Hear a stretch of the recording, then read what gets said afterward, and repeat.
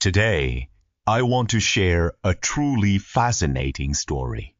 It's about something we all do, tossing out a casual joke without a second thought, and how that harmless joke can have an impact far greater than you'd ever imagine. This ties directly into our theme today, verbal karma. Let's dive into the story of the 500 shepherds. The Great Reversal. I want to start by asking you a question. Have you ever teased a friend or given them a silly nickname? We've all been there. Right, it feels like no big deal. But is it really? This ancient story might completely change your perspective on that. The story begins with a shocking twist. Imagine 500 monks, not just casual practitioners, but incredibly diligent seekers who spent their entire lives in spiritual cultivation. You'd expect them to achieve enlightenment, right?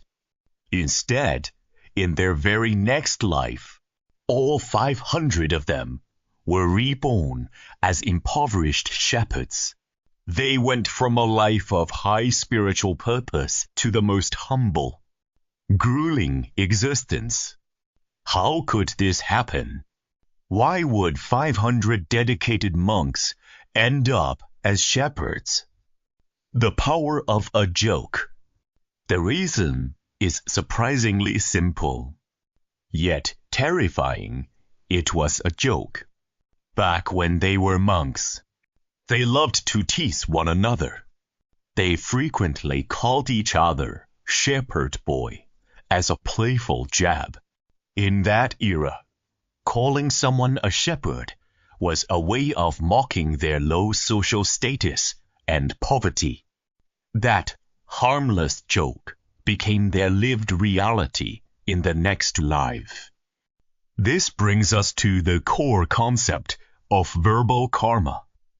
What is verbal karma? Simply put, our words are not just vibrations in the air that vanish once spoken. They are seeds. Every word you utter is a seed you plant for your own future. Some good, some bad. The same thing happened to the nun around that same time. She wasn't joking. She spoke out of anger and called someone a shepherdess. The result was identical. Her next life was spent as a poor woman tending sheep. The path to transformation. Now, you might be thinking, that's terrifying. Is there no hope if we say the wrong thing? Don't worry. The story doesn't end in despair. This is also a story about transformation. It teaches us that destiny is not static. Even though these 500 men lived difficult lives as shepherds, deep in their subconscious, they still carried the faint memory of their past aspiration for enlightenment. That inner spark guided them. They witnessed a king performing a grand act of charity, and they were moved to their core. Despite having almost nothing, they offered what little they had with pure, sincere hearts. Because of this single virtuous thought, they eventually encountered the Buddha. They returned to the monastic life, and ultimately, all 500 of them attained the stage of arhatship, enlightenment. The takeaway is clear. While their careless words brought them suffering, their positive aspiration opened a path back to the light.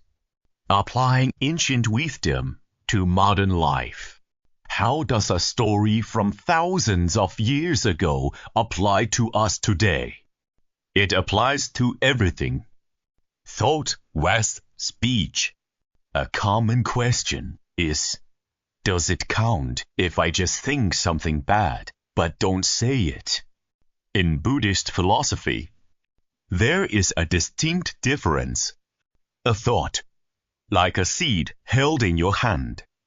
It has potential, but its power is relatively weak and easier to manage. A word, this is like planting that seed in the soil, watering it and fertilizing it. It becomes fixed karma, meaning it is almost 100% certain to bear fruit in the future. Even if you mutter an insult in a room where no one can hear you, the cause is still planted deep within your own mind. The energy is created the moment the words leave your lips. The half-second practice. There is a beautiful saying, the wise create the causes of their own happiness. The foolish create the causes of their own suffering. Every sentence we speak is a choice. We are constantly using our mouths to decide whether we are planting seeds of joy or seeds of pain for our future selves. So, here is a simple, life-changing exercise. Before you speak, pause for just half a second. In that tiny window, ask yourself, if this word were a seed, what kind of fruit would it grow? Am I willing to eat that fruit when it ripens? That is the most precious wisdom the story of the shepherds can give us.